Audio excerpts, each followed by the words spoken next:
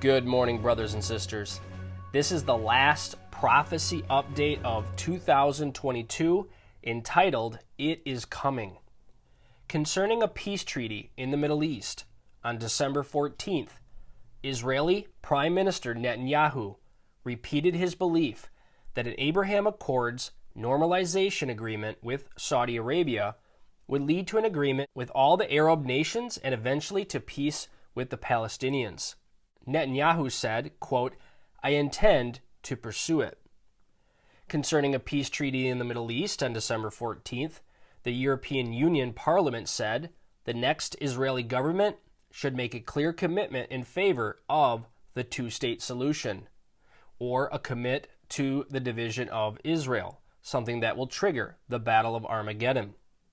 The resolution called for a European, home of the Antichrist, who will confirm a peace treaty, Daniel 9:27, to lead the peace process, and it says, two sovereign democratic states living side by side in peace and guaranteed security, with Jerusalem as the capital of both states and in full respect of internal law. Concerning the global energy crisis on December 16th, the International Energy Agency reported that coal demand has hit an all-time high. With winter and blackouts looming, the deliberate shortage of natural gas has caused the demand for coal to soar. One would think climate change advocates would be upset about people freezing to death, but they seem more upset by the increased use of coal. Concerning the U.S. economy and deceit, on December 13th, Federal Reserve Bank of Philadelphia said that the U.S. Bureau of Labor Statistics overstated the March through June 2022 employment numbers by more than 1 million people. Concerning natural disasters during the tribulation period, a star will fall from heaven, burning as a lamp. It will pollute a third part of the rivers and streams on earth, and many that drink them will die. In 2022, there has been at least a dozen verifiable reports of very bright fireballs in the sky around the world. On December 18th, a very bright fireball exploded over China that caused a loud boom, damaged a cement road, broke street lights, shook and broke windows. Citizens in the area gathered several suspected fragments from the fireball for the Chinese government. And one suspected fragment was more than 3 inches long and weighed about 7 pounds. On December 17th, a large freak wave struck a beach in South Africa. 3 people were killed and 17 others were injured.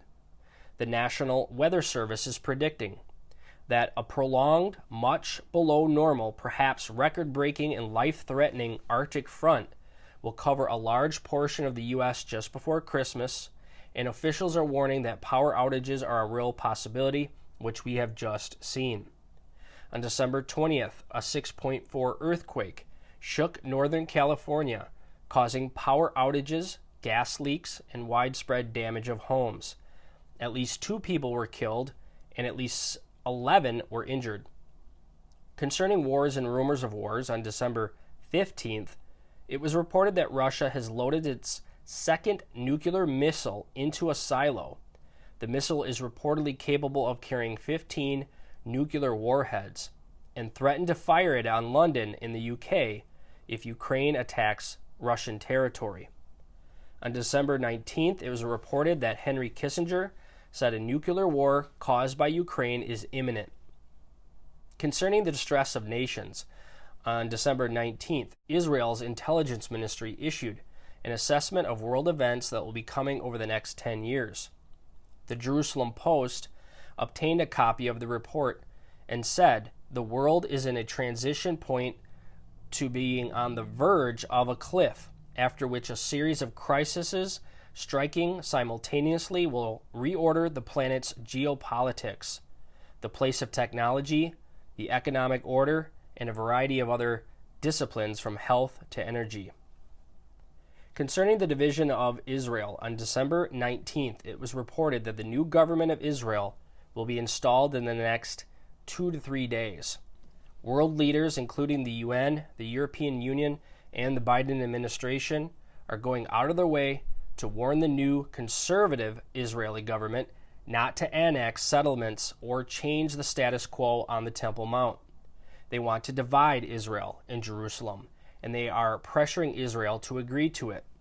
The Bible clearly teaches that dividing Israel and Jerusalem will trigger the Battle of Armageddon.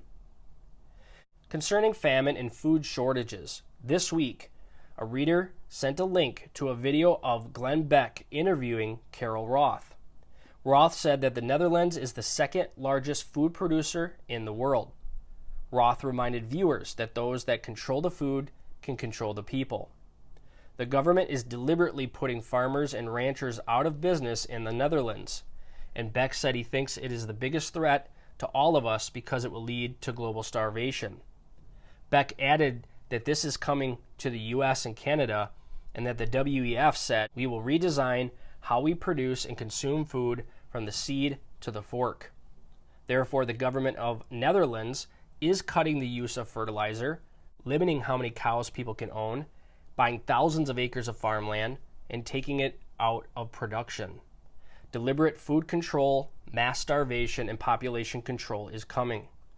Canada is already reducing the amount of fertilizer farmers can use. The U.S. is buying land out west, paying farmers to not farm farmland, and stopping farmers from grazing cattle on some federal land. Concerning world government, on December 20th, the New American posted an excellent article by William Jasper about the 2022 UN Biodiversity Conference in Canada. It was a regular meeting of climate change extremists who are determined to save Mother Earth from natural disasters, rising sea levels, floods, droughts, wildfires, supposedly created by man's pollution and excessive consumption. Jasper reported that they agreed to 4 goals called the 30 by 30 Initiative. By 2030, they will forbid people to use 30% of the world's land, water, and marine areas.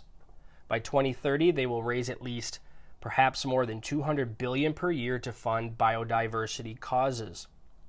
By 2030, they will reduce subsidies by at least $500 billion to entities that are harming nature.